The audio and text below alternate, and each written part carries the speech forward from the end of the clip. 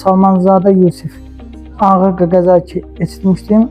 Sumqayıta gətiriblər. Ağdərə rayonundan Sumqayıta gətiriblər. Həkimlər də çox yaxşı baxıblar. Ağır idi, yaxşı.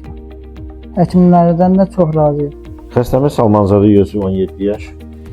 Ağcabədi rayon sakinidir. Yol qəzası zamanı zədə alıb.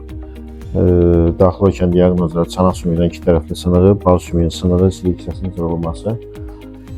Xəstə cərrahi əməliyyat olunub, reanimasiya şöbəsinə bir həftə müddətdən sonra tam toparlandıqdan sonra şöbəyə qəbul olunub.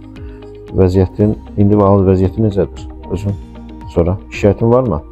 Narahatsızlığın varmı aşağı ətraflarda? Qolunu işlədə bilirsənmi? Çanaq sümüklərinin sınıqlarına görə bir müddət məhdudiyyət verdiyimiz üçün xəstələr tam ayağından işlətmir. Yəni ki, əməliyyatdan 2 həftə sonra aktivləşdirməyə başlayacaq.